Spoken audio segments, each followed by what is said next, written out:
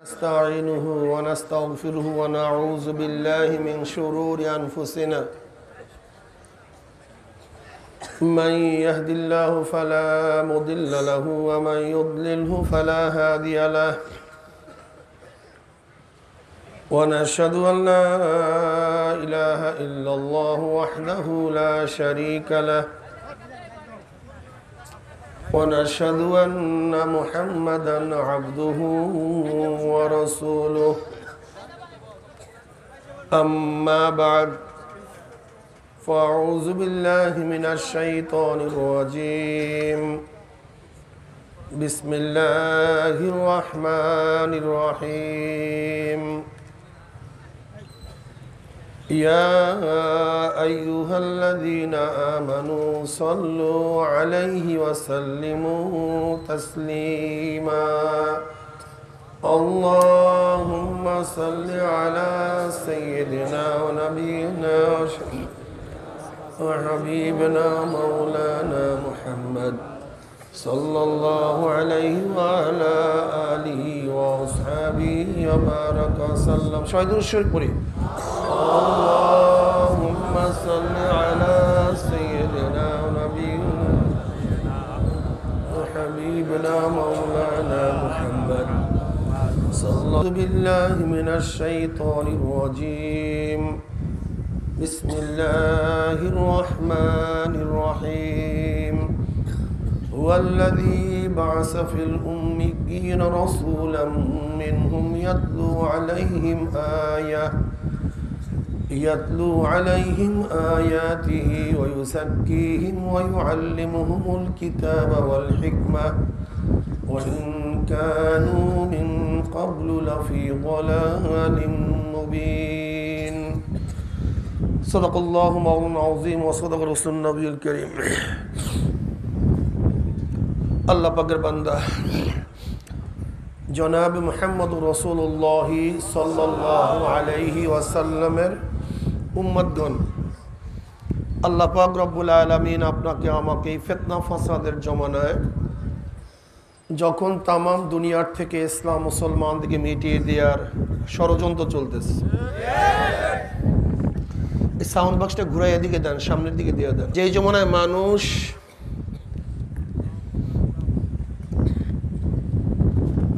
গুনার কাজ করতেছে, নেকের কাজ ছাড়তেছে, শুধু তাই নয়, নেকের কাজ আশ্চর্য হয়, গুনার কাজে স্বাভাবিক থাকে। এর চেয়েও মারাত্মক যে জমানায় মুসলমান ইসলামকে পছন্দ করে না, মুসলমান ইসলামকে পছন্দ করে না, বরং নামধারী মুসলমান ইসলামের সবচেয়ে বড় দুশ্মন হয়ে গেছে। সেই মুহূর্তে আল্লাহ পাক রব্বুল আলামিন আপনাকে আমাকে কোরআন ও হাদিসের মাজলিস, আলেম ওলামা, মুমিন মুত্তাকিন, জাকিরিন শাকিরিনদের গুরুত্বপূর্ণ এক দামি মাজলিসে আসার, বসার, বলার, শোনার তৌফিক আল্লাহ পাক দান করছেন। শুকরিয়া তান সবাই বলে আলহামদুলিল্লাহ।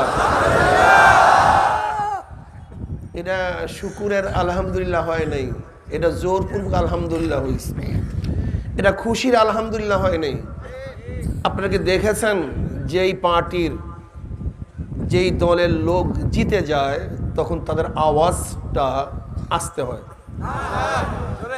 কেন জোরে হয়? কেন কথা বলেন না কেন? খুশির আওয়াজ আসতে হয় না, খুশির আওয়াজ কাজে যারা আমরা শুকরিয়া আদায় করছি, তো খুশির সাথে শুকরিয়া আদায় করছি, সবাই আলহামদুলিল্লাহ। এই মোটামুটি হয়েছে আর কি, দেখি সামনে বাড়ানো যায় কিনা, আল্লাহ ভরসা। ঠিক আছে না ইনশাআল্লাহ? এই মাজলিস অনেক গুরুত্বপূর্ণ, অনেক দামি। দুনিয়ার মধ্যে যারা দামি হয় তাদেরকে গার্ড অব অনারের ব্যবস্থা করা হয়। অমুক দেশের প্রেসিডেন্ট আছে, প্রাইম মিনিস্টার, গোটা এরিয়া আর্মি মিলিটারি প্রশাসন গিরা ফেলায়। আপনারাও দামি হওয়ার কারণে গোটা এরিয়াকে ফেরেশতারা গিরা ফেলাইছে। ভাই সুবহানাল্লাহ পড়িয়েন। একবার সুবহানাল্লাহ পড়ার সাথে সাথে আমলনামায় 1000 নেকি লেখা হয়ে যায়। একবার সুবহানাল্লাহ পড়ার সাথে সাথে আমল নামার থেকে সমস্ত 1000 গুনাহ ঝরে যায়। এই যত দূর আওয়াজ সুবহানাল্লাহর আওয়াজ পুষছে, যত দূর, এর মধ্যে যত কাঁচা পাকা, যত শুকনা এবং তরুলতা যাহা কিছু আছে, যারা আপনার জিকিরের আওয়াজ শুনছে কিয়ামতের ময়দানে জাকিরের পক্ষে সাক্ষী দিয়ে দেবে। মাওলাই মাওলা, দারুণ, অনেক ভালো। এই মাজলিস এত গুরুত্বপূর্ণ, অনেক দামি। আমি অনেক সময় বলি এটা ধোলাই কারখানা। যেরকম ময়লা কাপড়গুলি ধোলাই কারখানায় দেওয়া হয়, যখন ধোলাইওয়ালা ফেরত দেয় পরিষ্কার, ঠিক মাজলিসে যখন ঢুকছিলাম আমল নামায় গুনার বহুত ময়লা ছিল, কালি ময়লা। আল্লাহ পাক কবুল করলে মাজলিস থেকে বের হয়ে যাও, গুনাহ সব সাফ হয়ে যাবে। শুধু সাফ, বরং গোটা গুনাহকে আল্লাহ পাক নেকের দ্বারা পরিবর্তন করে দেবেন। মা মিন কওমিন ইসতামাউ ইয়াসমাল্লাহ তাআলা লা ইউরিদুনা বিযালিকা ইল্লা ওয়াজহাহু ইল্লা নাদাহুম মুনাদি মিনাস সামাই আন কুমু মাগফুরাল লাকুম কদ বুদ্দিলাস সাইয়্যাতুকুম হাসানাত। যখন কোন সম্প্রদায় জিকিরের জন্য বসে, জিকির শেষে যখন জাকিরিন মাজলিস ছাড়তে থাকে, একদল আহ্বানকারী ফেরেশতারা আসমান থেকে ডাক দিয়ে বলে, জাকিরিন সুসংবাদ শোনো, আল্লাহ পাক তোমাদের গুনাহ খাতা সব মাফ করে দিয়েছে। শুধু মাফ করছে তাই নয়, তোমাদের সমস্ত গুনাহকে আল্লাহ পাক নেকের দ্বারা পরিবর্তন করে দিয়েছে। কি দারুণ না? অনেক মজার মাজলিস। খুব সংক্ষিপ্ত আলোচনা করব, খেয়ালের সাথে শোনা চাই, খুব খেয়ালের সাথে। আমার তন মন, আমার শরীর এবং মন একই জায়গায় থাকবে। আল্লাহ পাক আমাদের সবাইকে কথাগুলির উপর আমল করার তৌফিক দান করেন। আল্লাহ পাক কালামে পাকের মধ্যে ফরমান, হু আল্লাযী বাআসা ফিল উম্মিয়্যিনা রাসূলাম মিনহুম ইয়াতলু আলাইহিম আয়াতিহি ওয়া ইউযাক্কিহিম ওয়া ইউআল্লিমুহুমুল কিতাবা ওয়াল হিকমা ওয়া ইন কানু মিন ক্বাবলু লাফি যালালিম মুবিন। ওই সত্তা, হু আল্লাযী, কোন সত্তা? যিনি প্রেরণ করেছেন উম্মিদের মধ্য থেকে একজন উম্মি রসুল। কি কাজ? ইয়াতলু আলাইহিম আয়াতিহি, তেলাওয়াত করে শোনাবেন আল্লাহ পাকের আয়াতসমূহ, তাজকিয়ায়ে নফস করবেন, আত্মশুদ্ধি করাবেন, কিতাবের শিক্ষা দান করবেন এবং হিকমত বয়ান করবেন। হিকমত অর্থ ব্যাখ্যা, কোরআনের ব্যাখ্যা, ঠিক না? আমার নবীর 4টা কাজ এই আয়াতের মধ্যে বয়ান করা হয়েছে। এর মধ্যে একটা হলো হিকমা, তিনি আয়াতের ব্যাখ্যা প্রদান করবেন। এর দ্বারা আমি জবাব দিতে চাই, যারা আহলে কোরআনিয়া মনে করেন আমাদের জন্য কোরআন যথেষ্ট, হাদিসের প্রয়োজন নাই, এদেরকে বলে আহলে কোরআনিয়া। এই যে বাইজিদ খান বন্নি এরা হাদিস মানে না, এরা তো কিছুই মানে না, এদের তো ইমানের অবস্থাই নেই, কথা ঠিক না? একদল আছে যারা কোরআন মানে, হাদিস মানে না। আমি ওদেরকে বলবো, হাদিস না মানলে কোরআনও মানা যায় না। বলে কেন? দেখেন, আল্লাহ পাক বলে, ইন্নাস সালাতা কানাত আলাল মুমিনিনা কিতাবাম মাওকুতা। আল্লাহ পাক নির্দিষ্ট সময় নামাজকে কি করেছেন? ফরজ করেছেন। কি সময় ভাই? নির্দিষ্ট সময় নামাজকে ফরজ করেছেন। তা আয়াতের দ্বারা নির্দিষ্ট সময় নামাজ ফরজ প্রমাণিত। এটা কি ভাই? প্রমাণিত। কিন্তু আমাকে গোটা কোরআনের মধ্যে দেখান তো যে 5 ওয়াক্ত নামাজের এইটা শুরু এইটা শেষ, এরকম 5 ওয়াক্ত নামাজের ব্যাখ্যা কি কোরআনের মধ্যে আছে? তা নির্দিষ্ট ওয়াক্ত আছে, কিন্তু ওয়াক্তের ব্যাখ্যা কোরআনের মধ্যে নাই। এই ওয়াক্তের ব্যাখ্যা কি দিবে? আমার নবী। জোহরের আউয়াল ওয়াক্ত এখানে, আখির ওয়াক্ত এখানে, আসর শুরু এখান থেকে শেষ এখানে, মাগরিব শুরু এখান থেকে শেষ, এশা শুরু এখান থেকে শেষ, ফজর শুরু এখান থেকে শেষ। কোরআনের মধ্যে শুরু শেষ নাই। আছে অক্ত, নির্ধারিত অক্ত, কিন্তু সেই নির্ধারিত অক্তটা কি, এটার ব্যাখ্যা কি প্রদান করবেন আমার নবী। কাজী নবীকে বাদ দিয়ে কোরআন চলতে পারে না। কি কথা ঠিক না?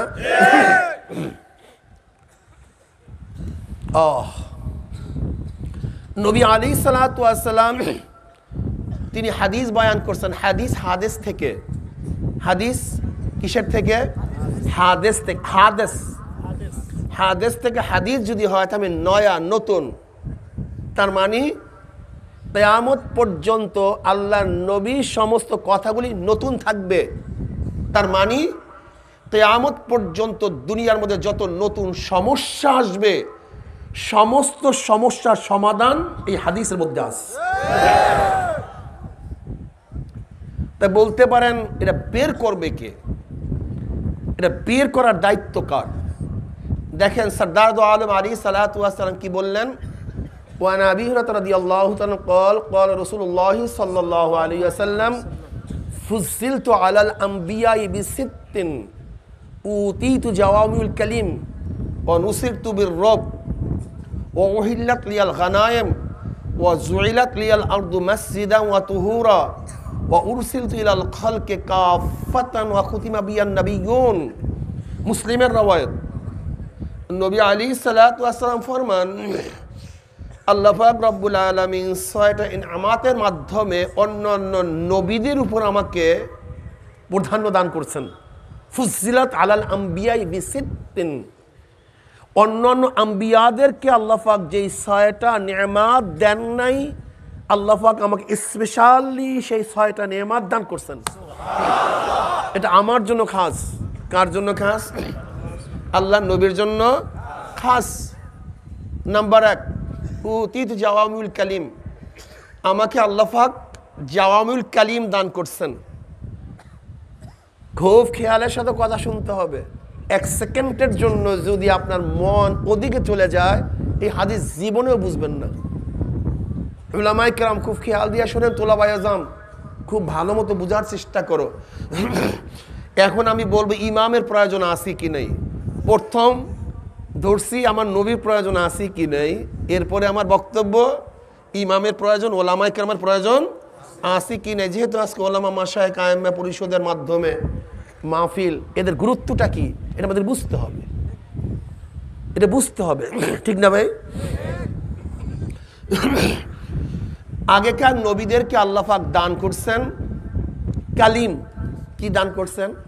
সবাই বলেন। আমার নবীকে দান করছেন জাওয়ামিউল কালিম। কালিম এবং জাওয়ামিউল কালিমের মধ্যে পার্থক্যটা কি? আর আগেকার নবীদেরকে কালিম দান করছেন, জাওয়ামিউল কালিম দান করলেন না কেন? আমার নবীকে শুধু কালিম দান করেন না, জাওয়ামিউল কালিম দান করলেন কেন? এই ব্যাখ্যা কত চমৎকার, কত সুন্দর। তাহলে আমার নবীর গুরুত্ব আপনাদের সামনে ফুটে উঠবে, ঠিক না? আগে বুঝতে হবে, আগেকার নবীরা নাজেল হইতেন, প্রেরিত হইতেন কোনো এক নির্দিষ্ট এলাকার জন্য। কিসের জন্য? নির্দিষ্ট গোত্রের জন্য। কিসের জন্য? নির্দিষ্ট জমানার জন্য।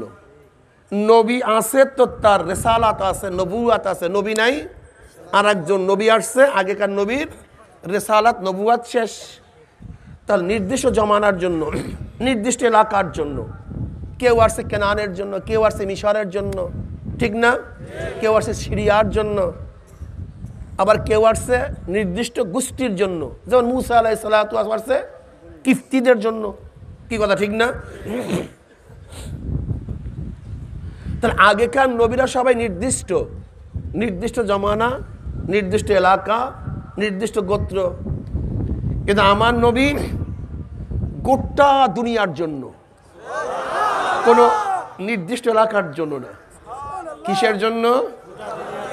কোনো নির্দিষ্ট বংশ বা গোত্রের জন্য না, গোটা মাখলুকাতের জন্য। উরসিলতু ইলাল খালকি কাফা, আমার নবী গোটা মাখলুকাতের জন্য, শুধু মানুষের জন্য না, শুধু বাংলাদেশের মানুষের জন্য, আমেরিকান বা সৌদি মানুষের জন্য নয়, গোটা মানুষের জন্য আমার নবী প্রেরিত হয়েছেন।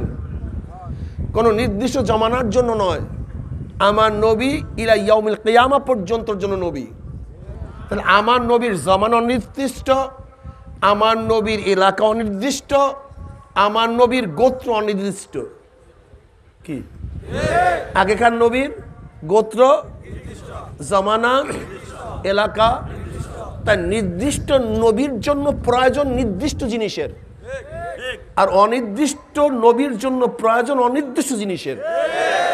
নাকি ভুল বললাম? নবী নির্দিষ্ট, শরীয়ত দরকার। আমার নবী অনির্দিষ্ট, শরীয়তের প্রয়োজন অনির্দিষ্ট। ক্লিয়ার কাট কথা, ঠিক না? তা আগেকার নবীদেরকে দান করছেন কালিম, আর আমার নবীকে দান করছেন জাওয়ামিউল কালিম। কালিম অর্থ যার শব্দ এক, অর্থ এক, যার লফজ এক, মানা এক, তাকে বলা হয় কালিম। আর জাওয়ামিউল কালিম বলা হয় যার লফজ এক, মানা অনেক, শব্দ এক, মানা ব্যাপক। কথাটা বুঝাতে পারি নাই? শব্দ একটা, মানা অনেক, অনেক অর্থ। কারণটা কি? যেহেতু আগেকার নবী নির্দিষ্ট, প্রয়োজন নির্দিষ্ট, আমার নবী অনির্দিষ্ট, প্রয়োজন অনির্দিষ্ট। যদি আমার মাওলা পাক রব্বুল আলামিন আমার নবীকে নির্দিষ্ট শরিয়াত দান করতেন, নির্দিষ্ট নুসুস দান করতেন, নির্দিষ্ট কোনো জিনিস দান করতেন, নির্দিষ্ট ব্যাখ্যা দান করতেন, তাহলে না জানি কিয়ামতের আগ মুহূর্তে কোনো এমন এক সমস্যা সৃষ্টি হইতো যার কোনো ফয়সালা শরিয়াত দিতে পারতো না। বুঝেন নাই? এর জন্য আমার নবীকে কি করছেন? জাওয়ামিউল কালিম দান করছেন। কোনো টেনশন নাই। আয়াত একটা হবে, মানা অনেক হবে। হাদিস একটা হবে, ব্যাপক অনেক অর্থ হবে। একটা শব্দ আমার আল্লাহ নবী বলবেন, তার মধ্যে হাজারো ব্যাখ্যা হয়ে যাবে। উদাহরণ না দিলে বুঝবেন না, উদাহরণ দিলে ক্লিয়ার বুঝবেন, ক্লিয়ার। যেমন যত মানুষ চলে গেছে, যত মানুষ আছে, যত মানুষ আসবে, এদের জন্য যত পানির প্রয়োজন, সমস্ত পানি কি আল্লাহ পাক জমিনের নিচে রাখছেন কি রাখেন নাই? আচ্ছা বলেন তো, প্রয়োজনীয় পানি সব জমিনের নিচে আছে, যদি প্রয়োজনীয় পানিগুলি আল্লাহ পাক উপরে উঠায় দিতেন, হ্যাঁ, সব সব মারা যেত, কেউ বাঁচত না। আচ্ছা কিয়ামত পর্যন্ত যত মানুষ আসবে, যা আছে যা চলে গেছে, এদের জন্য যত গ্যাসের প্রয়োজন, তৈলের প্রয়োজন, সব কি জমিনের নিচে আছে কি নাই? নো কথা। এক সেকেন্ডের জন্য এদিকে ওদিকে জেহান যাবে না, খবরদার, খবরদার, এক সেকেন্ডের জন্য না। খুব কঠিন। যত গ্যাসের প্রয়োজন, তৈলের প্রয়োজন, সব কি জমিনের নিচে আছে কি নাই? আচ্ছা বলেন তো, যদি আল্লাহ পাক সব উঠায় দিতেন, অবস্থাটা কি হইতো? সব তৈলে ভাসত। এখন কাজ কি? প্রয়োজন যা আছে সব জমিনের নিচে রাখা আছে। ইঞ্জিনিয়ারের কাজ কি? যখন প্রয়োজন ওখান থেকে বের করে তোমার সামনে হাজির করবে। এখন আপনি যদি বলেন ইঞ্জিনিয়ারের প্রয়োজন নাই, ইঞ্জিনিয়ার মারিয়া ফেলাও, ধ্বংস করিয়া দাও, তোমাকে বুদ্ধিমান বলবে না বোকা বলবে? হ্যাঁ, ইঞ্জিনিয়ার সব সৃষ্টি করছে না বের করছে? পানি সৃষ্টি করছে না বের করছে? তৈল সৃষ্টি করছে না বের করছে? ইঞ্জিনিয়ার সব সৃষ্টি করে নাই, বের করছে স্রষ্টা আল্লাহ। দুনিয়ার কেউ কিছু সৃষ্টি করে নাই, স্রষ্টা আল্লাহ। আল্লাহ পাক প্রয়োজনীয় জিনিস রাখছেন, আল্লাহ পাক মানুষকে কৌশল শিক্ষা দিয়েছেন, যখন তোমার প্রয়োজন তখন বের করে নাও। যদি আমি আগে বের করে দেই, সব মারা যাবে। এবার আসেন, প্রয়োজন সব আছে, ইঞ্জিনিয়ারের প্রয়োজন আছে, ঠিক না?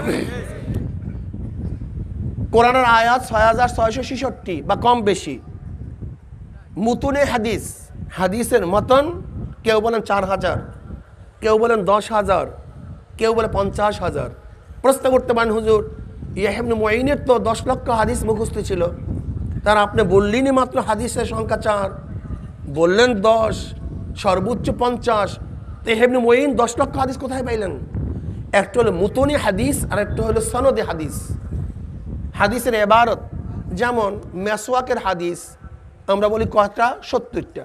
কয়টা? আসলে মেসওয়াক হাদিস কি ৭০টা না, ৭০ রাবির মাধ্যমে মেসওয়াকের হাদিস আসছে। হাদিস তো একটা, হাদিস কয়টা? রাবি কয়জন? হাদিস হয়ে গেছে কয়টা? কিন্তু হাদিস মোট কয়টা? একটা। এর জন্য হাদিসের সংখ্যা বাড়ছে। মূল হাদিস, মুতুনে হাদিস কেউ বলে 4000, কেউ বলে 10,000, কেউ বলে 50,000। তাই ধরে নেন 50,000, আর কোরআনের আয়াত 5,700, তাহলে মোট হইল 57,000 হাদিস কোরআন মিলে। এর নাম নস বা নুসুস। তা মোট নসের সংখ্যা নির্দিষ্ট 57,000, কিন্তু আমার প্রয়োজন ছিল অনির্দিষ্ট। প্রয়োজন ছিল কিন্তু নস নির্দিষ্ট। 57,000, 57,000 এটা নির্দিষ্ট না? সমস্ত সংখ্যা নির্দিষ্ট হয়। সমস্ত সংখ্যা কি হয়? খাস হয়, নির্দিষ্ট হয়, ঠিক না? তা আমার প্রয়োজন ছিল অনির্দিষ্ট, কিন্তু নস নুসুস হাদিস ও কোরআন নির্দিষ্ট, কিন্তু প্রয়োজন ছিল কি? এখন কি হইল? দরকার তো অনির্দিষ্ট, কিন্তু নস তো নির্দিষ্ট। এখন আল্লাহ পাকের হিকমত কি? এই নির্দিষ্ট নসের মধ্যে অনির্দিষ্ট হাজারো মাসায়েল রাখিয়া দিছে। যখন তোমার প্রয়োজন হবে ইমামরা সেখান থেকে বের করে নিবে, বের করে নিবে। এবার আসো কেমনে বের করে শোনো।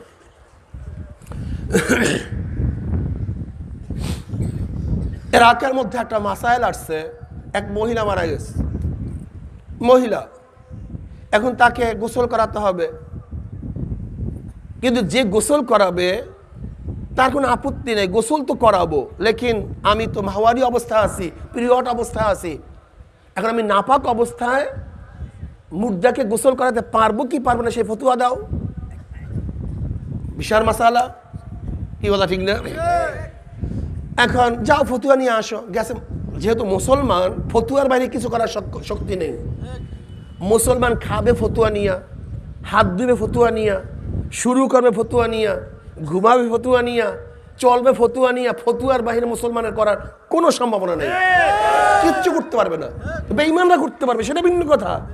কিন্তু মোমেন ফতুয়া ছাড়া সামনে কদম বাড়াবার কোনো সুরাতই নেই।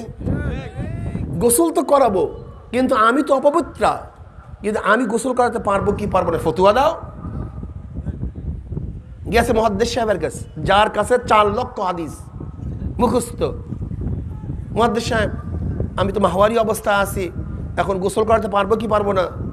মুহাদ্দিস সাহেব চুপ করে থেকে বলতেছে, না, আমার 4 লক্ষ হাদিসের মধ্যে অপবিত্র অবস্থায় মাইয়িতকে গোসল করার কোনো হাদিস আমি পাই না।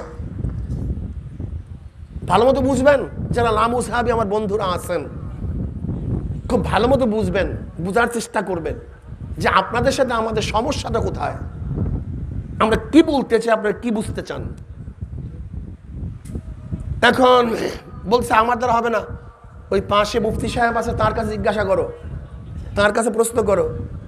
গেছে তার কাছে, মুফতি সাহেব অবস্থাতেই এখন মাইয়াতকে গোসল করতে পারবো কি পারবো না? কোনো টেনশন নাই, গোসল করাও। মহিলা রওনা করছে। মুহাদ্দিস সাহেবের কামরার পাশ থেকে যখনই যাইতেছিল, কি বলছে মুফতি সাহেব? বলে কোনো টেনশন নাই, গোসল করাতে পারবো। বলে দলিল দিছে?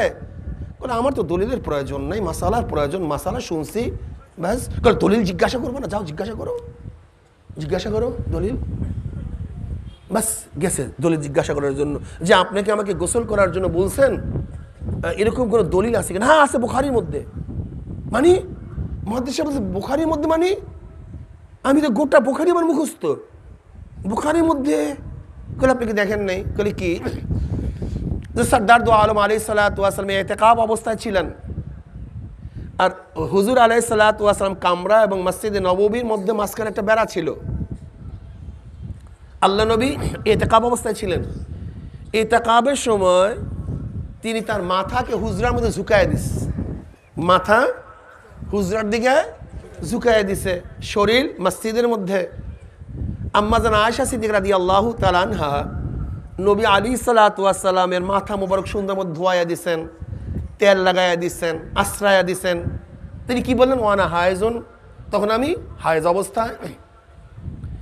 এখন মুফতি সাহেব বলতেছে, যদি হায়েজ অবস্থায় পবিত্র নবীর শরীরকে ধোয়ানো যায়, গোসল করানো যায়, তাহলে তুমি অপবিত্র অবস্থা। এবং আয়েশা বলছেন না তখন আমি হায়েজ, তা হায়েজ অবস্থা যদি পবিত্র নবীর শরীর মোবারক ধোয়ানো যায়, তাহলে তুমি অপবিত্র অবস্থায় একজন মাইয়েতকে ধোয়াতে পারবে, কোনো অসুবিধা নেই।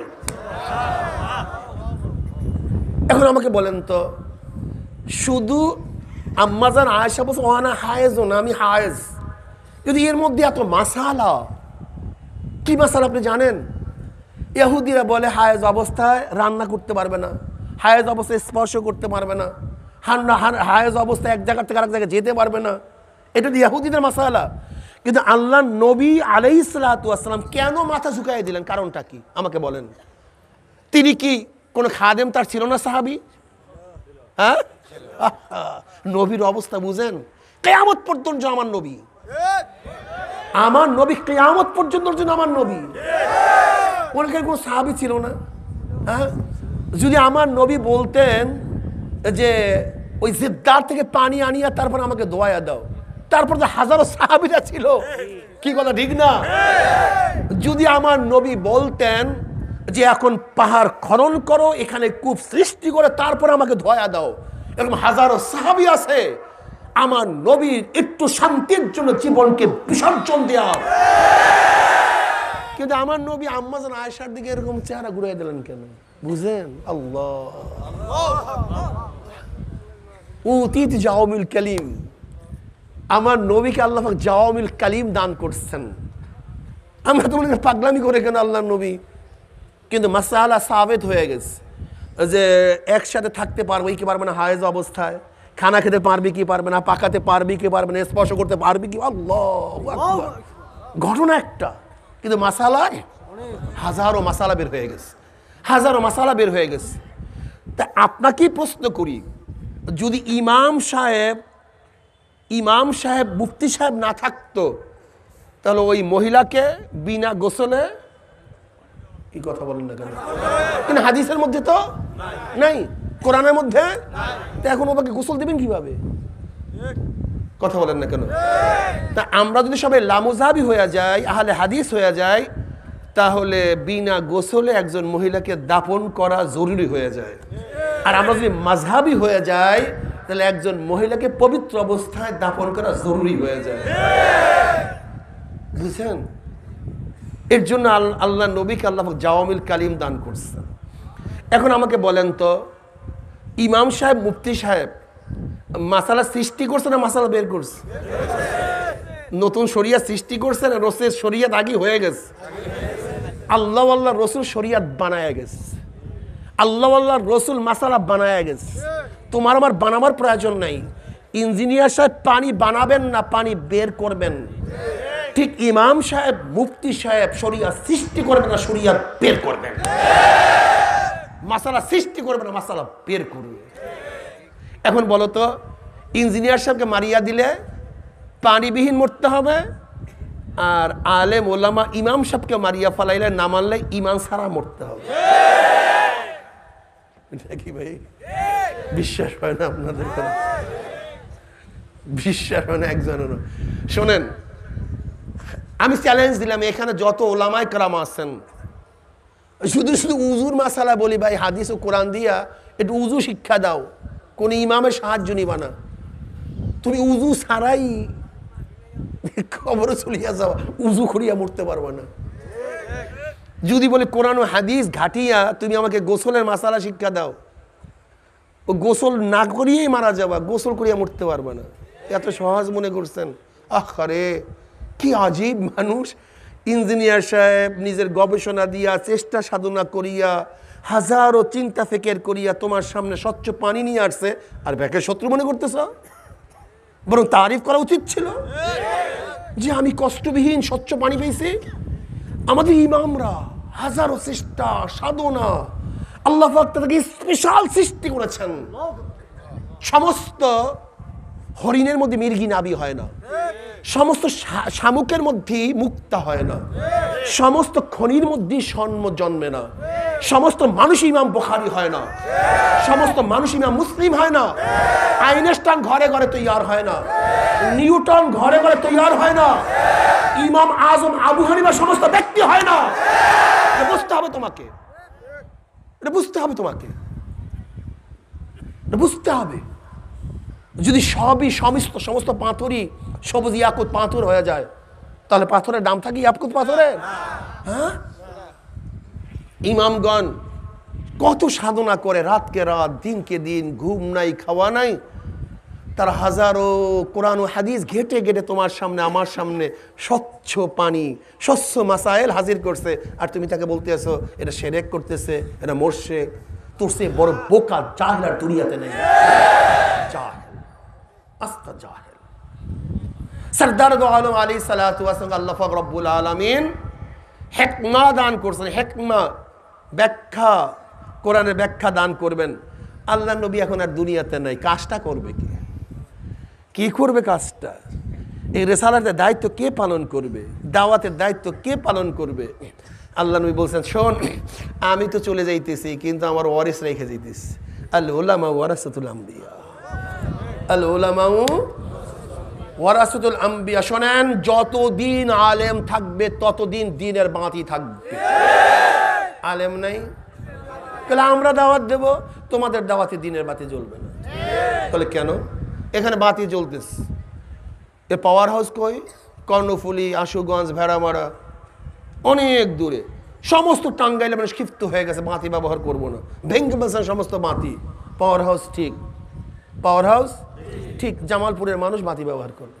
ক্ষিপ্ত হয়ে গেছে, জামালপুরের মানুষ বাতি ব্যবহার করবে না, ভেঙে বলছে সব। পাওয়ার হাউস ঠিক, ভারতের মানুষ বাতি ব্যবহার করবে। এক কথায় পাওয়ার হাউস ঠিক থাকলে এক জায়গায় না এক জায়গায় বাতি জ্বলবে। পাওয়ার হাউস বন্ধ, সব বাতি বন্ধ। ধরে নেন আপনার টাঙ্গাইলের মানুষ ক্ষিপ্ত হয়ে গেছেন, আলেম রাখবেন না, সব বের করে দিচ্ছেন। আলেম জেন্দা জামালপুরে গিয়ে দাওয়াত দিবে, সেখানের মানুষ দাওয়াত কবুল করবে। জামালপুরের মানুষ ক্ষিপ্ত হয়ে গেছেন, আলেম রাখবেন না, আলেম জেন্দা ভারতে গিয়ে দাওয়াত দিবে, সেখানে কলেমার বাতি জ্বলবে। ক্ষিপ্ত হয়ে গেছেন সমস্ত ভারতের মানুষ, আলেম রাখবেন না, আলেম জেন্দা আফ্রিকার জঙ্গলে গিয়ে দিনের দাওয়াত দিবে, সেখানে দিনের বাতি জ্বলবে। বলতে পারেন, হুজুর আমরা দাওয়াত দিলে আপনাদের দাওয়াতে দিনের বাতি জ্বলবে না। তাহলে কেন? শোনেন, যারা আলেম বিদ্বেষী, বাঘের বাচ্চা নিজের শক্তিতে খেলা করে না, কেন? বাঘের বাচ্চার হাজারো শত্রু আছে, কিন্তু বাঘের বাচ্চার উপর আক্রমণ করে না কেন? পিছনে ওই বাঘ, ওই বাঘের ভয়ে বাঘের বাচ্চার দিকে কেউ তাকায় না। যদি বাঘ না থাকতো, এক সেকেন্ডের জন্য বাঘের বাচ্চা বের হইতে পারতো না।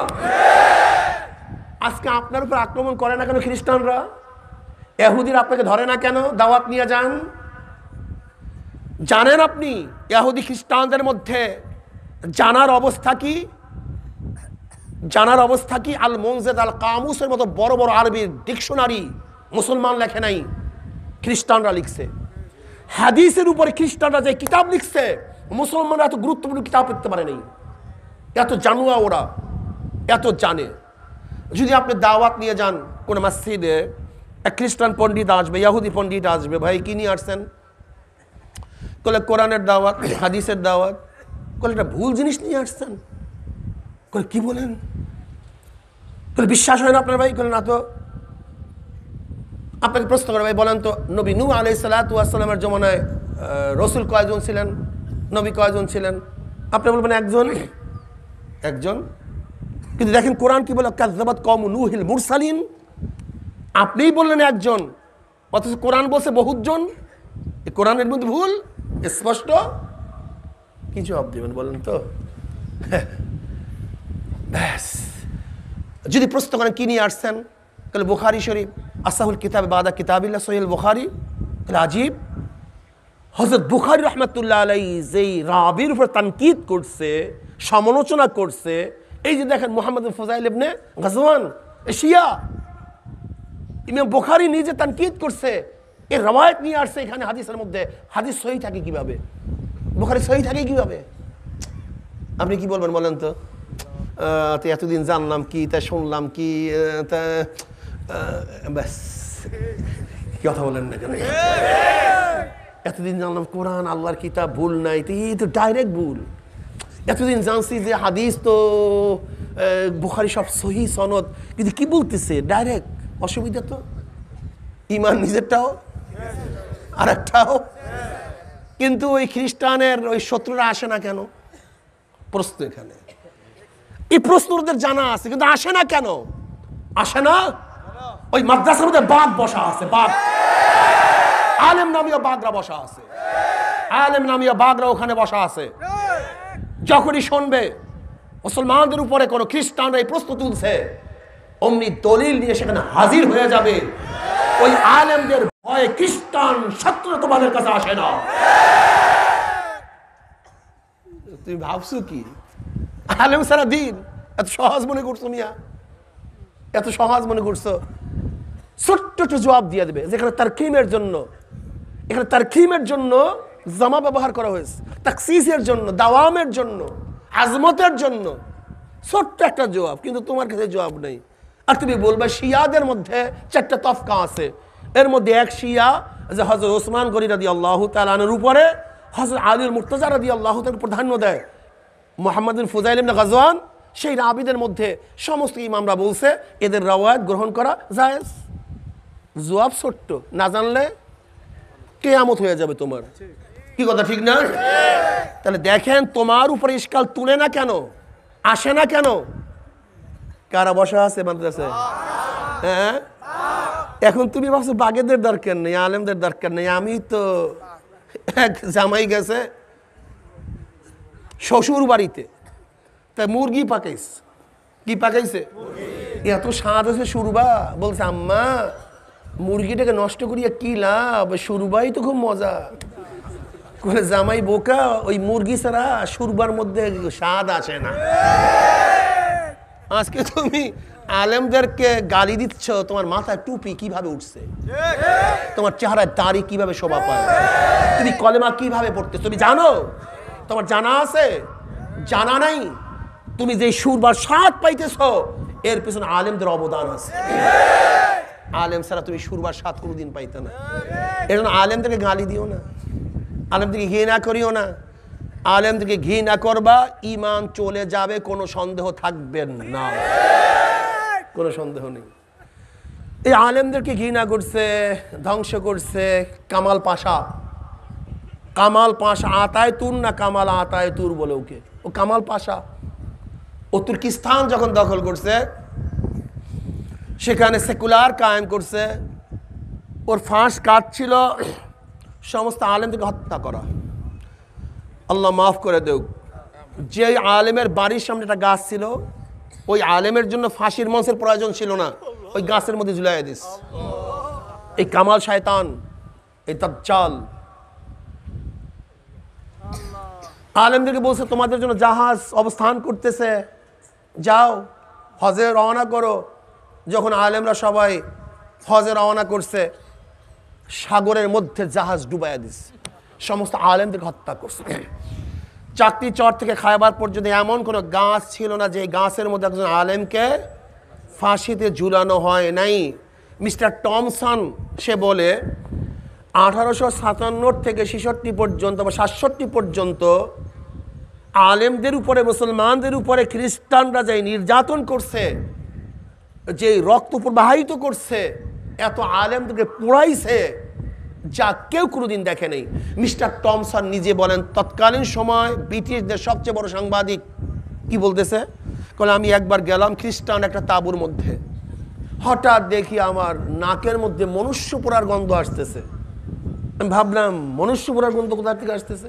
আমি তাঁবুর থেকে বের হলাম, আমি নিজের চোখে দেখতেছি যে 80 জন আলেমকে উলঙ্গ করে আগুনের মধ্যে নিক্ষেপ করা হয়েছে, আর 80 জন আলেমকে বেঁধে রাখছে উলঙ্গ অবস্থায়, তাদেরকে নিক্ষেপ করবে।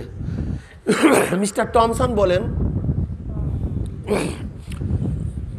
আলেমদেরকে আগুনে নিক্ষেপ করার জন্য প্রস্তুত করা হয়েছে, কিন্তু সেখানে কমান্ডার শুধু প্রশ্ন করতেছে এতটুকু তোমরা বলো যে তোমরা সেফাই বিপ্লবে আজাদি আন্দোলনে অংশগ্রহণ করো নাই, শুধু এতটুকু বলো, শুধু এতটুকু যে তোমরা আজাদি আন্দোলনে সেফাই বিপ্লবে অংশগ্রহণ করো, শুধু এতটুকু বললি আমি তোমাদেরকে ছেড়ে দেব।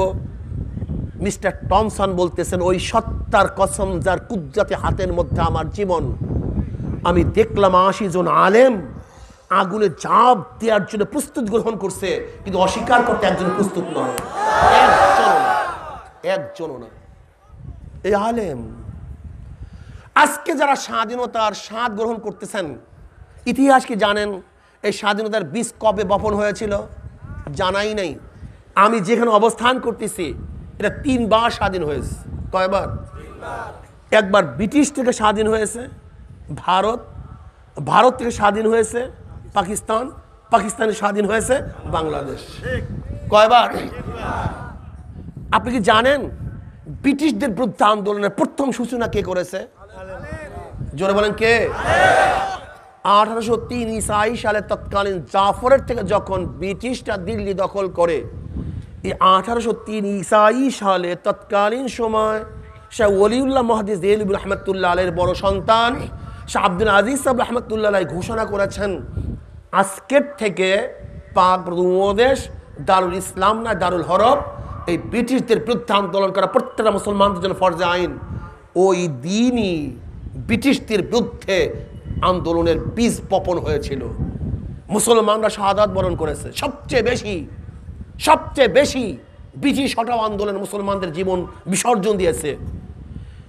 মুসলমানদের আন্দোলনের কারণেই ব্রিটিশ হট্টে পারত। আবার পাকিস্তান আন্দোলনের সূচনায় কারা ছিল? মুসলমান, অন্য কেউ না। জালেমের গোষ্ঠী যারা আজকে আলেম ওলামা মুসলমানদের উৎখাত করার ষড়যন্ত্র করতেছ, স্বপ্ন দেখছ, আমি বলবো এই দেশ মুসলমানদের দেশ, অন্য কার দেশ নয়। মুসলমানদের জন্য এই দেশ স্বাধীন হয়েছে, অন্য কার জন্য। ধর্ম ভিত্তিক দেশ স্বাধীন হয়েছে।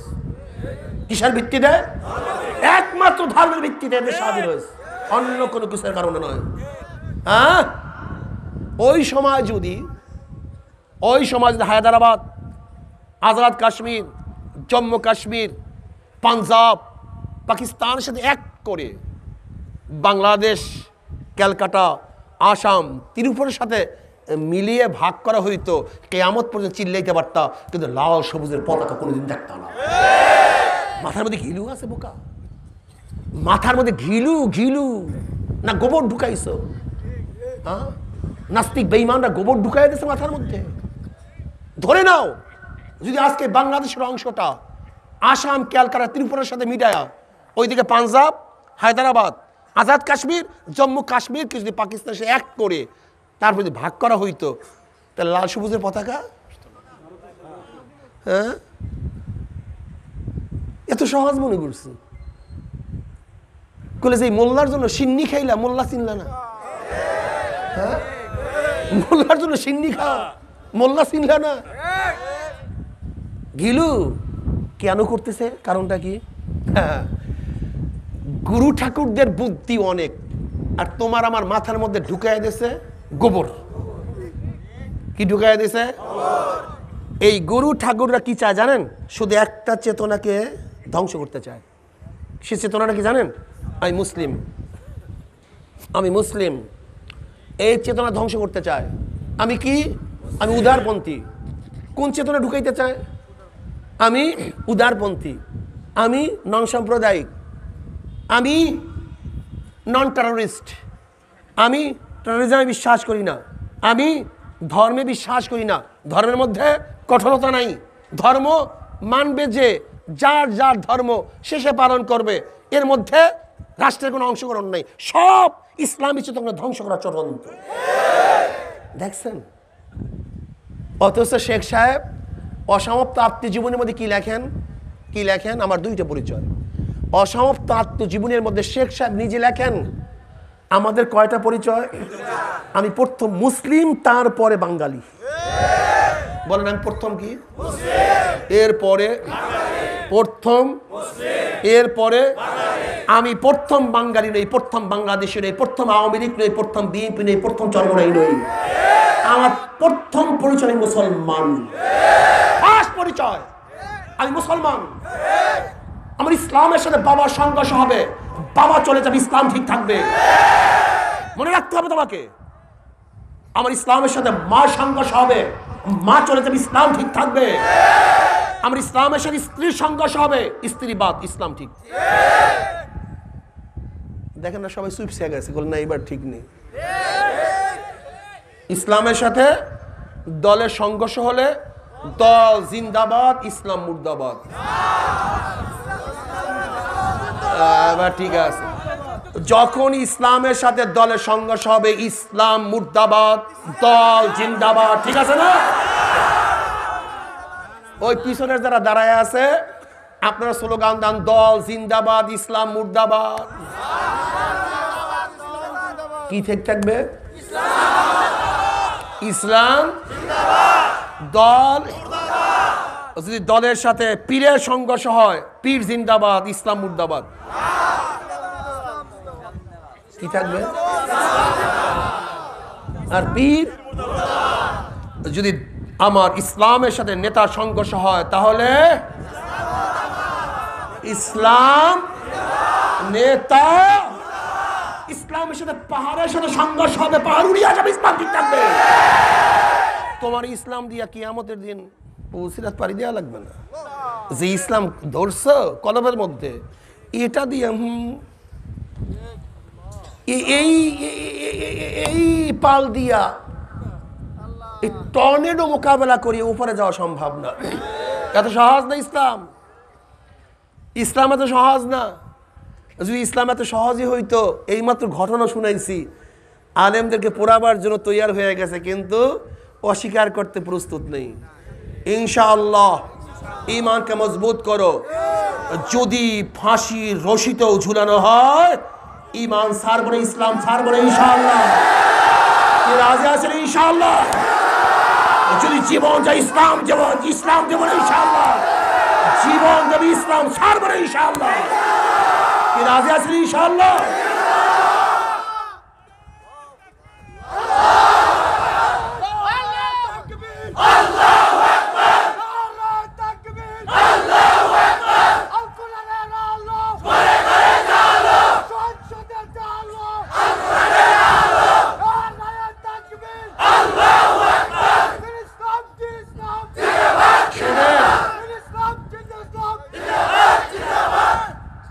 কোরআন সুন্নাহর আলো শব্দ হবে আহলে কোরআনিয়া না। আমরা শুধু আল কোরআনের আলো না, এটা ভুল, মারাত্মক স্লোগান। স্লোগান কি হবে? কোরআন সুন্নাহ। বলেন কোরআন সুন্নাহর আলো। এইটা স্লোগান সহি। ব্যাপকতা আছে, ব্যাপকতা আছে। কোরআন সুন্নাহর আলো, কি কথা ঠিক আছে না? আমার যুবক বাবারা, স্কুল ইউনিভার্সিটির বাবারা, ইসলামের সাথে যেখানে সংঘর্ষ হবে কি ঠিক থাকবে? ওমান আহসানু কাওলাম মিম্মান দা ইলাল্লাহি ওয়া আমালা সালিহান ওয়া ক্বালা ইন্নানি মিনাল মুসলিমিন। মজা। আমি কি মুসলিম। ইন্নানি মিনাল মুসলিমিন, আমি মুসলমান। আমি কি মুসলমান। আমি নন সাম্প্রদায়িক, অমুক সাম্প্রদায়িক, আমি চরমপন্থী নই, হালকাপন্থী, তরমপন্থী, অমুক টমুকপন্থী টন্থী নই, আমি একজন মুসলমান। রাজি আছে ইনশাআল্লাহ? এই তোমার মাথার মধ্যে কি ঢুকানো হয়েছে তুমি দেখছো? বাজপাই আসছে আমাদের দেশে, বাজপাই ভারতের প্রাইম মিনিস্টার, আগের প্রাইম মিনিস্টার বাংলাদেশে আসছিল সফরে। পরনে কি ছিল? ধুতি। কি ছিল? ধুতি কাদের পোশাক? ধর্মীয় পোশাক কি ধর্মীয় পোশাক না?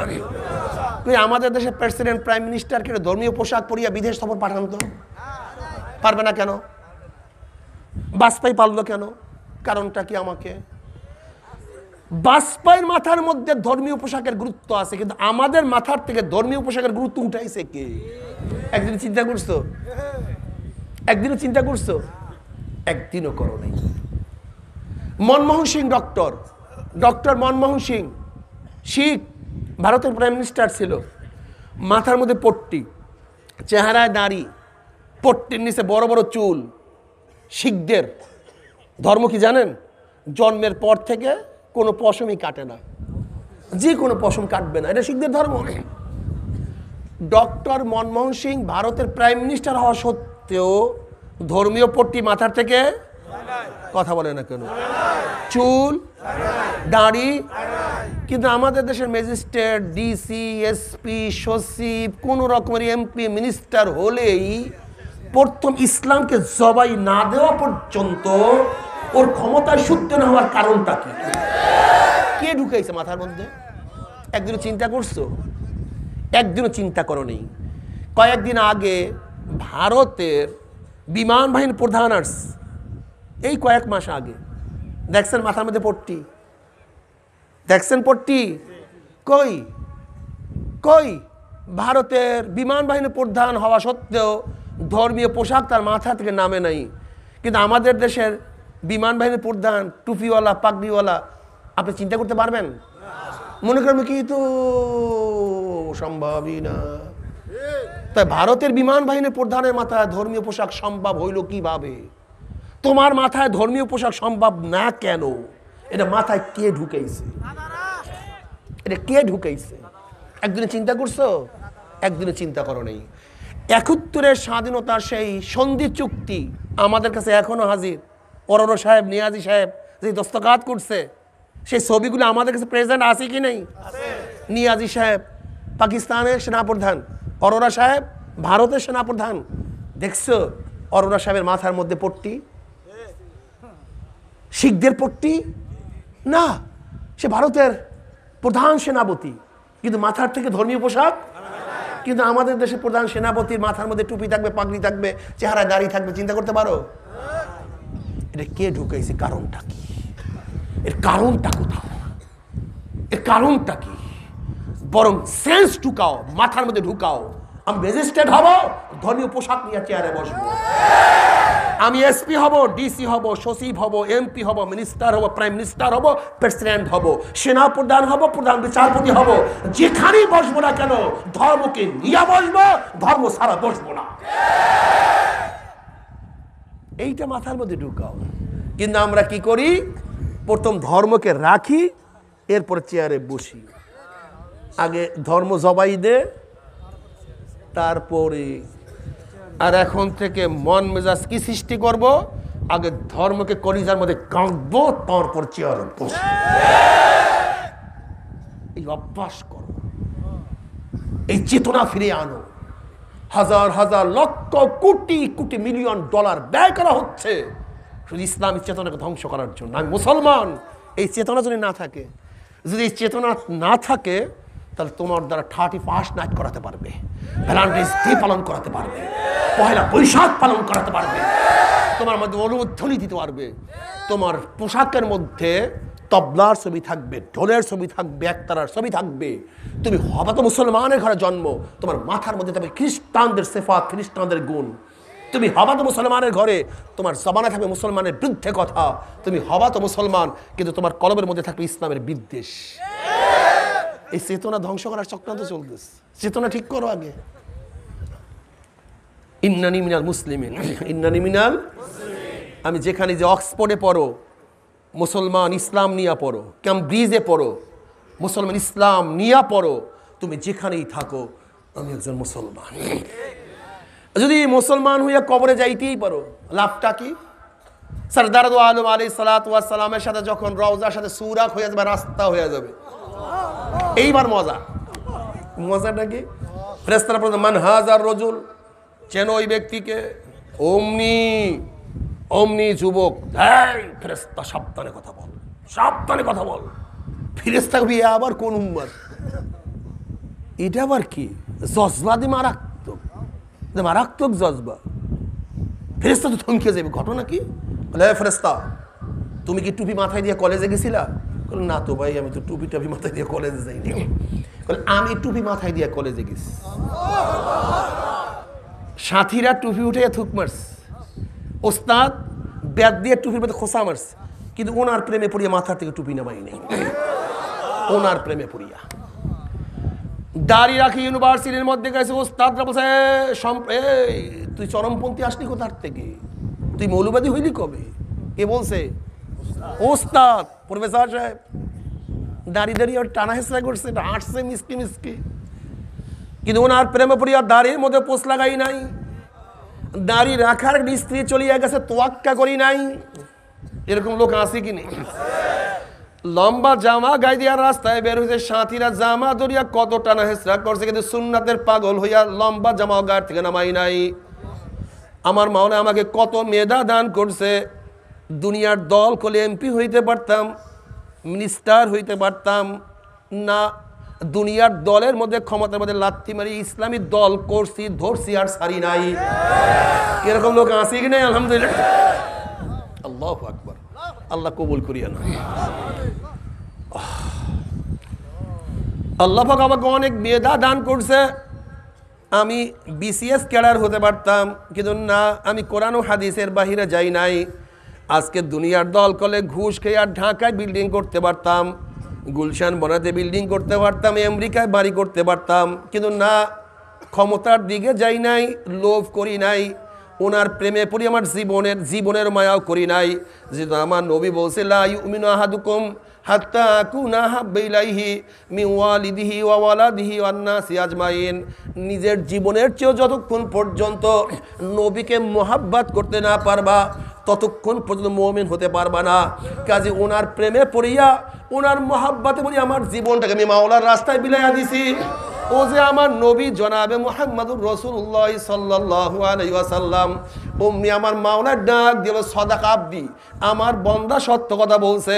ও আফরিসুল ফরাশ মিনাল জান্নাহ ওয়া আলবিসু মিনাল জান্নাহ, আমার বান্দা বান্দির গায়ের মধ্যে জান্নাতের পোশাক লাগাইয়া দে, জান্নাতের বিছানা বিছাইয়া দে, জান্নাতের নাজ নিয়ামতের দ্বারা গোটা কবরটাকে ভরিয়া দে। আল্লাহ তুমি কবুল করিয়া দাও। জান্নাতের সাথে সুরাক হয়ে যাবে, রাস্তা হয়ে যাবে। কিয়ামতের ময়দানে আল্লাহ পাকের মুমিন বান্দা বান্দি উঠবে। আল্লাহ পাক নিজে কালামে পাকের মধ্যে ফরমান, ইয়াউমা লা ইউখজিল্লাহুন নাবিয়্যা ওয়াল্লাযীনা আমানু মা নূরুহুম ইয়াসআ বাইনা আইদিহিম ওয়া বিআইমানিহিম ইয়াকুলুনা রাব্বানা আতমিম লানা নূরানা ওয়াগফির লানা ইন্নাকা আলা কুল্লি শাইইন কাদির। কিয়ামতের ময়দানে আল্লাহ পাকের মুমিন বান্দা বান্দি উঠবে। কিসের কিয়ামতের ময়দান, কিসের মিজান, কিসের পুসরাত, তাদের কোনো হুঁশ থাকবে না। বরং তাদের ডাইনে নূর, বামে নূর, সামনে নূর, পিছনে নূর। নূরের মধ্যে দৌড়ের মাওলাই কই, আমার মাওলাই কই। আল্লাহ তুমি কবুল করিয়া নাও। নবী আলাইহিস সালাতু ওয়াস সালাম নিজের ডাকিয়া হাউজে কাউসারের পানি নিজের হাতে পান করাইয়া দিবেন। বুখারীর মধ্যে রওয়ায়াত আছে, মান শারবাল্লাম ইয়াজমা আবাদা, যেই ব্যক্তি এক পেয়ালা হাউজে কাউসারের পানি পান করবে 50,000 বছরের মধ্যে আর পানির পিপাসা লাগবে না। আল্লাহ তুমি কবুল করিয়া নাও।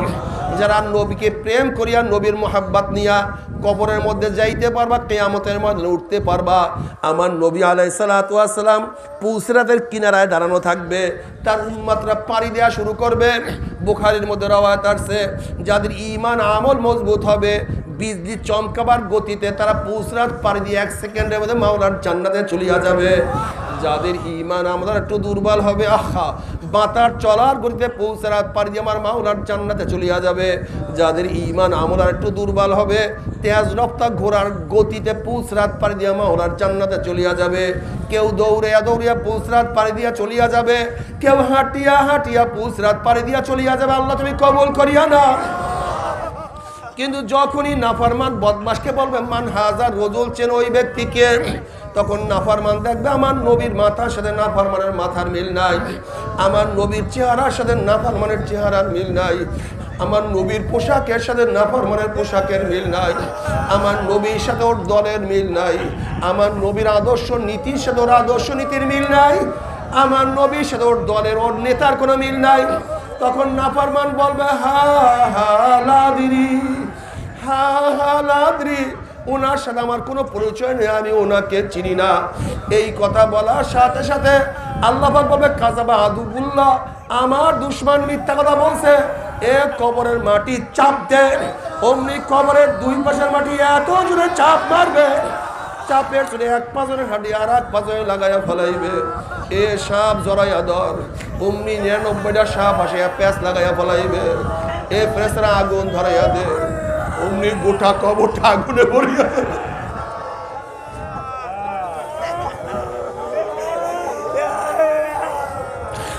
আল্লাহ তুমি মাফ করিয়া দিব না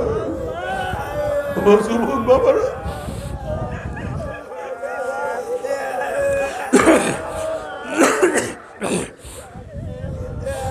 ও আমার পর্দালা মা বোনেরা, মা ও বোনেরা, দুনিয়া কয়দিন, দুনিয়া কি, কিছু না। তুমি কি দেখো না এবার করোনার সময় ফেনীর একটা ঘটনা গোটা দুনিয়ার মধ্যে ছড়াইয়া পড়ছে। পেট্রোল পাম্পে কাজ করিয়া বহুত কষ্ট করিয়া একটা বিল্ডিং করছে। ব্যক্তির যখন করোনা ধরা পড়ছে, পরিবারের সবাই তাকে নিচতলা একটা রুমের মধ্যে রাখছে। আল্লাহ তুমি মাফ করিয়ে দিও। ঘরের মধ্যে স্ত্রী আছে, ছেলে আছে, মেয়ে আছে, কিন্তু বাবা নিচের থেকে ডাক দেয়, মা আমাকে একটু পানি দাও। মেয়েও তার কাছে যায় না। ছেলেকে ডাক দেয়, বাবা আমাকে এক গ্লাস পানি দেওয়া সহ্য করতে পারি না। ছেলেও তার কাছে পানি নিয়ে যায় না। স্ত্রীকে এত ডাকে, আমাকে এক গ্লাস পানি দাও। বাবা কার জন্য এত ত্যাগ, কার জন্য এত সাধনা। স্ত্রীও তার কাছে পানি নিয়ে যায় না। ওই পানি পানি করতে করতে পানি পান না করে ব্যক্তির দুনিয়ার থেকে বিদায় হয়ে গেছে। যখনই শুনছে ব্যক্তি মারা গেছে, ঘরে তালাবদ্ধ করিয়া স্বামীর লাশের কাছে স্ত্রী যায় নাই, ছেলে বাবার লাশের কাছে যায় না, মেয়েও যায় নাই। সমস্ত পত্রিকায় দেখছো, ঘটনা শুনছো। এরপরে এলাকার চেয়ারম্যান তারা ব্যক্তিকে গোসল করে দাফন করছে। বাবারে দুনিয়া কিছু না, দুনিয়া কিছু না। কবে জন্ম হইলাম, কবে দাঁত উঠলো, কবে দাঁত পড়লো, কবে কবে কবে কোন তারিখের থেকে চেহারার মধ্যে দাড়ি ওঠা শুরু করলো, আবার কবে কোন তারিখের থেকে কাঁচা দাড়ির মধ্যে কোন রং তুলি সাদা রং লাগানো শুরু করলো। কে চোখের পাওয়ার নষ্ট করতে আছে, কে শরীরকে দুর্বল করিয়া ফেলাইতে আছে। যেরকম রাখাল বিকালবেলা গরু ছাগল গুলি হাঁকাইতে হাঁকাইতে গোয়াল ঘরের দিকে নিয়ে যায়, ঠিক কে যেন তোমাকে আমাকে পিছন থেকে হাঁকাইতে হাঁকাইতে কবরের দিকে নিয়ে রওনা করছে।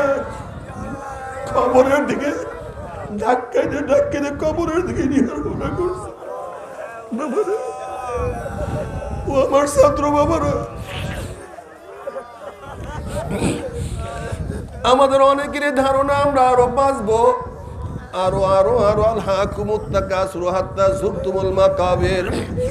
আমার টেনের ছাত্র বাবারা, তুমি তো টেনে পড়ো, তুমি কি দেখো নাই নাইনের কত ছেলেরা হঠাৎ দুনিয়ার থেকে বিদায় হয়ে গেছে। আমার নাইনের ছাত্র বড়, তুমি কি দেখো না কত এইটের ছেলেরা দুনিয়ার থেকে বিদায় হয়ে গেছে। বাবা তুমি কি এখনো সতর্ক হব না? অথচ তোমার ছেলের লাশটি তুমি কাঁধের মধ্যে নিয়ে ফেলাইছো। তুমি তো তোমার ছেলের কাজ, ছেলের লাশ কাঁধের মধ্যে বহন করিয়া ফেলাইছো। হে দাদা, হে গান, এখনো সতর্ক হব না? অথচ তোমার নাতির জানাজা তুমি উপস্থিত হয়ে গেছো। হে বড় ভাই, এখন কি সতর্ক হব না? অথচ তোমার ছোট ভাইকে তুমি দাফন করিয়া ফেলাইছো। বন্ধু, এখনই কি মাওলার পথ ধরবা না? অথচ তোমার বন্ধু এখন কোথায়, খবর নাই। যদি মাওলাকে না নিয়ে মাওলার কবরে যাও, ওই কবরটার কবর থাকবে না। আল্লাহ তুমি মাফ করিয়া দাও। কোন কোন নাফরমানের কবরটা জাহান্নামের কুয়া হইয়া যাবে। আল্লাহ মাফ করিয়া দাও। এই কবরের মধ্যে হাজার হাজার হাজার হাজার বছর থাকতে হবে বাবারে। এরপরে আল্লাহ পাক কিয়ামতের ময়দান কায়েম করবে। এ আমার জ্ঞানী বাবারা, এ আমার পর্দার জ্ঞানী মা বোনেরা, এ আমার মা বোনেরা, দুনিয়ার চিন্তা করতে করতে কার বয়স তো 30 হয়ে গেল। দুনিয়ার চিন্তা করতে করতে কেউ তো 40 অতিক্রম করিয়া ফেলাইছে। দুনিয়ার চিন্তা করতে করতে কার দাড়ি চুলগুলি পাকাইয়া সাদা বানাইয়া ফেলাইছে। কিন্তু কিয়ামতের চিন্তা করার সুযোগ পাও না রে বাবা। আমার অনুরোধ থাকবে, কয়েকটা মিনিটের জন্য দুনিয়ার চিন্তা দূর করিয়া কিয়ামতের চিন্তা করিয়া দেখো রে বাবা। আজকে দুনিয়ার থেকে সূর্য 9,30,00,000 মাইল দূরে। এই 9,30,00,000 মাইল দূরের থেকে গরমের দিনে সূর্য যখন গরম দেয়া শুরু করে, সূর্যের গরমে 2-3 ফিট পুকুরের পানি গরম হইয়া যায়, রাস্তার পিচ গলিয়া যায়, বালু উত্তপ্ত হইয়া যায়। কোন একটা মানুষকে হাত পা বাঁধিয়া টিনের চালের ফালাইয়া দিলে 1 ঘন্টা পরে সে মারা যাবে। 9,30,00,000 মাইল দূরে সূর্যের গরমে ছায়া গেরা দুনিয়ার ঠান্ডা দুনিয়ার পানি যদি গরম হইয়া যাইতে পারে, রাস্তার পিচ গলিয়া যাইতে পারে, বালু উত্তপ্ত হইয়া যাইতে পারে, কিয়ামতের ময়দান আল্লাহ পাক রব্বুল আলামিন এত উঁচা সূর্যটাকে 1 হাত বা 100 হাত মাথার উপর করে ফালাইয়া দিয়া আল্লাহ পাক ডাক দে, সূর্য তোর মধ্যে যত গরম আছে সমস্ত গরম সারিয়া দে, না ফরমানা বুঝগামি মাওলা কেমন। সূর্য মাওলার হুকুম পাই এমন ভাবে গরম দেওয়া শুরু করবে, সূর্যের গরমে মাথাটা টাস টাস করে ফাটিয়া যাবে, মগজ ভাতের মতো উত্তেজে থাকবে, নাক এবং মুখ দিয়া মগজ গলিয়া গলিয়া পড়তে থাকবে, মানুষ দাঁড়াইতে পারবে না, মানুষ শুধু লাফাইতে থাকবে। বাবারে দুনিয়াতে কয়দিন বাঁচবো? 30, 40, 50, 60, 70, 80 বছর। আর কোনো মোল্লা মৌলবীর কিরসা কাহিনী না, কোনো পীর বুজুর্গর কোনো বাণী না। আল্লাহ পাক কালামে পাকের মধ্যে ফরমান, ওই কিয়ামতের ময়দানে সূর্যের গরমের নিচেই শুধু দাঁড়ায়া থাকতে হবে 50 আলফা সানা, 50,000 বছর। 50,000 বছর দুনিয়াতে কয়দিন বাঁচবো? ওইদিকে জাহান্নাম গুরিম গুরিম আওয়াজ মারবে, জাহান্নামের আওয়াজে কিয়ামতের ময়দানে থর থর থর থর করে কাঁপতে থাকবে। এই অবস্থা দেখিয়া বুখারী সাহিহের মধ্যে কিতাবুত তাফসীরের মধ্যে আসছে, ওয়াকুল ইব্রাহিম খলিলুল্লাহি নাফসি নাফসি, মুসা কালিমুল্লাহি নাফসি নাফসি, ঈসা রূহুল্লাহি নাফসি নাফসি। সমস্ত নবীরা বলবে, মাওলা আমাকে বাঁচাও, আমাকে বাঁচাও, আমাকে বাঁচাও। এই মুহূর্তে জনাবে মুহাম্মদুর রাসূলুল্লাহ সাল্লাল্লাহু আলাইহি ওয়াসাল্লাম সিজদায় পড়ে বলবে, মাওলা তোমার ইজ্জত ও জালালের কসম খেয়ে বলতে আছি, আজকে জাহান্নাম তোমার একটা উম্মতকেও খাইয়া ফেলা, আমি কিন্তু তোমার হাবিব জান্নাতের মধ্যে ঢুকবো না। ও কপাল পোড়ার দলেরা, যে আল্লাহর হাবিব কঠিন মুহূর্তে তোমাকে আমাকে ভুলবে না, সে আল্লাহর হাবিবের দাড়ির মধ্যে কেমনে পৌঁছলা গাও বাবার, একটু কি কলিজায় ব্যথা লাগে না? কোন স্ত্রীর প্রেমে পড়িয়া স্ত্রী তোমাকে কোনো সাহায্য করবে না, কোন বন্ধুর ধোকায় পড়িয়া বন্ধু তোমাকে উপকার করবে না, কোন সমাজের লজ্জা পড়িয়া সমাজ তোমাকে কোনো সাহায্য করবে না।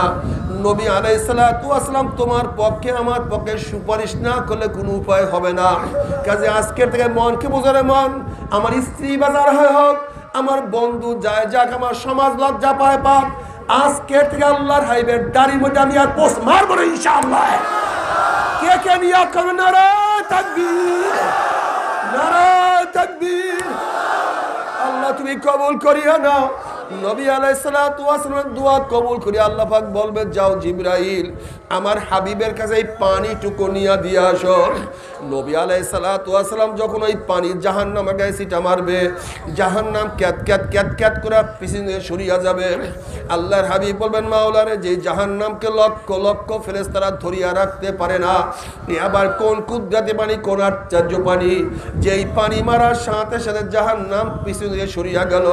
আল্লাহ পাক হাবিব গো, এই পানি কোনো আশ্চর্য পানি না, কোনো কুদরতি পানি না, এই পানি হলো তোমার গুনাহগার উম্মতের চোখের পানি। আল্লাহ আল্লাহ তুমি কবুল করিও।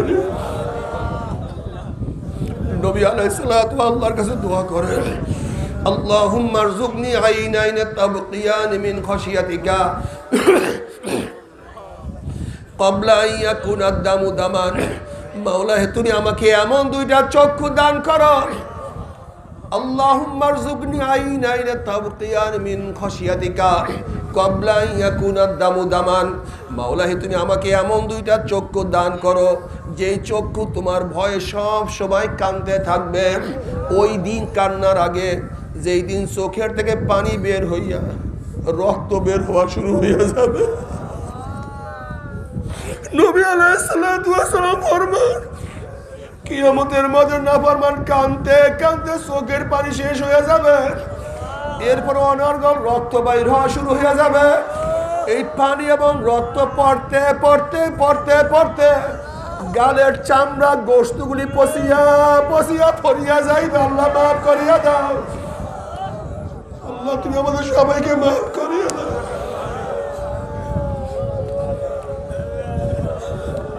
আইনাইয়া আল্লাহ তাবকিয়ানি আলা জানবি, আইনাইয়া আল্লাহ তাবকিয়ানি আলা জানবি, তানাসার উমরি মিয়াদি ওয়ালা আদরি আফসুস। আফসুস আমার চক্ষু, তুই আমার গুনার কথা স্মরণ করিয়া কেন কান্দো না রে চক্ষু? ও আমার চক্ষু, তুই আমার গুনার কথা স্মরণ করিয়া কেন কান্দো না?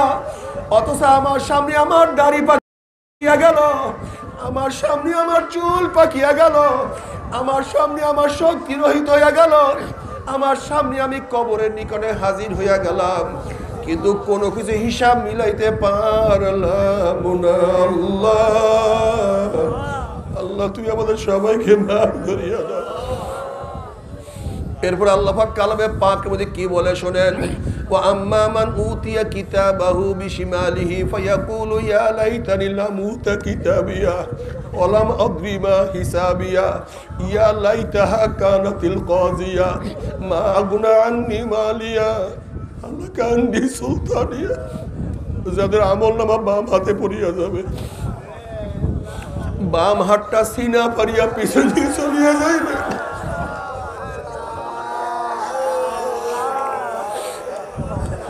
না ফরমান ইয়া লাইতানি লাম উতা কিতাবিয়া ওয়া লাম আদরি মা হিসাবিয়া। আফসোস যদি আমি আমার আমলনামা না দেখতাম, আমি যদি আমি আমলনামা না পাইতাম, এত নামাজ কাজা, এত রোজা সারা, এত জেনার গুনাহ, এত মদের গুনাহ, এত সুদের গুনাহ, এত ঘুষের গুনাহ, এত মিথ্যার গুনাহ, এত কবিরা গুনাহ। ইয়া লাইতানি লাম উতা কিতাবিয়া। আফসোস যে আমি আমার কিতাব আমলনামা না পাইতাম, ওয়ালাম আদরি মা হিসাবিয়া, যদি আমি আমার হিসাব নিকাশ আমি না জানতাম। ইয়া লাইতাহা কানাতিল কাযিয়া। আফসোস যদি আমার মৃত্যু শেষ হইয়া যাইত, কবর আমার শেষ ঠিকানা হইয়া যাইত, যদি আমার কিয়ামতের ময়দানে উঠতে না হইতো। মা আগনা আন্নি মালিয়া হালাকান্নি সুলতানিয়া। কই আমার মাল আমাকে কোনো উপকার করতে পারলো না, কই আমার ব্যাংক ব্যালেন্স, কই আমার জায়গায় জমি, কই আমার স্বর্ণ মুদ্রা, কই আমার হাজার হাজার কোটি টাকার ব্যবসা, আমার মাল আমাকে কোনো উপকার করতে পারলো না। হালাকান্নি সুলতানিয়া। কই আমার মেম্বারি, কই আমার চেয়ারম্যান, কই আমার এমপিগিরি, কই আমার ক্ষমতা, কই আমার পীরগিরি, আমার কোনো উপকার আমাকে কোনো কিছুই করতে পারলো না। যখন আফসোস করতে থাকবে, এবার আল্লাহ পাক বলবে খুজুহু ফাকুল্লুহু সুম্মাল জাহিমা সল্লুহু। এ ফেরেশতার নাফরমানকে ধর, ওকে বান্দিয়া ফালা, সুম্মাল জাহিমা সল্লুহু, এরপর টানতে টানতে জাহান্নামের মধ্যে ফিক্কা মারিয়া ফালা। এই আদেশ দেওয়ার সাথে সাথে সুম্মা ফি সিলসিলাতিন যারউহা সাবউনা যিরাআন ফাসলুকুহু। আল্লাহ পাক যখনই বলবেন নাফরমানকে ধর, অমনি জাহান্নামের ফেরেশতারা 70 গজ আগুনের লম্বা লম্বা শিকল নিয়া নাফরমানকে পেঁচ দিয়া ফালাইবে। আল্লাহ মাফ করিয়া দাও। আল্লাহ তুমি আমাদের সবাইকে মাফ করো। বাবা রে, ও আমার যুবক বাবা রে,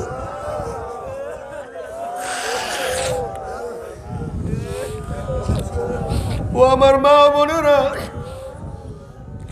যেরকম কুকুরের পার মধ্যে রশি লাগাইয়া ময়লার মধ্যে ফালাইয়া দেওয়া হয়, নদীর মধ্যে খালের মধ্যে নিক্ষেপ করা হয়, ঠিক তদ্দুত জাহান্নামীদের হাতে পায়ের মধ্যে জাহান্নামের শিকল লাগাইয়া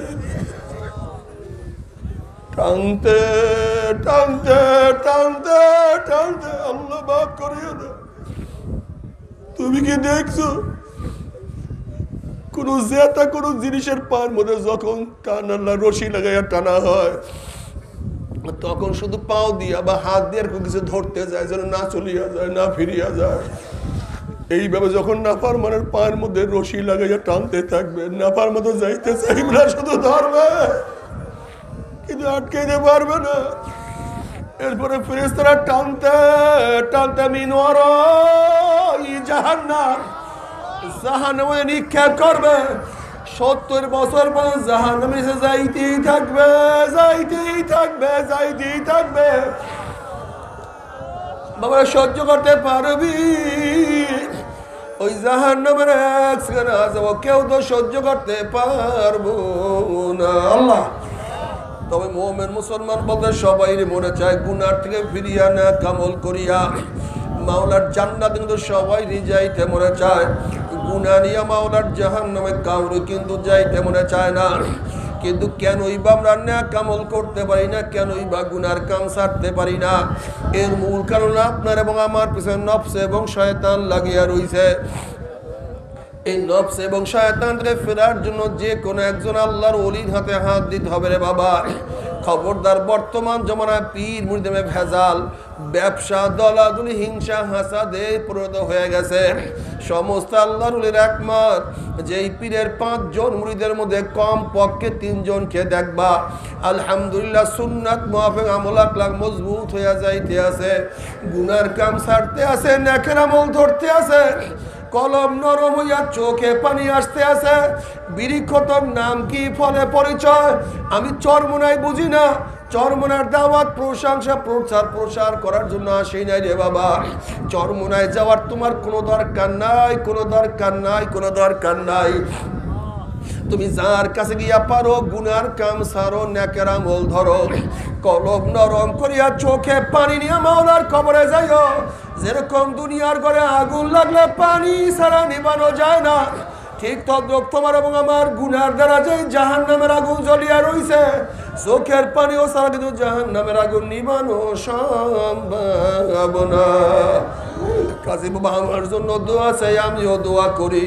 সবাই সবার জন্য প্রাণ খুলিয়া দোয়া করো, যেন কিয়ামতের ময়দানে গলাগলি বাঁধিয়া মাওলা একসাথে জান্নাতে যাওয়ার তৌফিক দিয়া দেয়।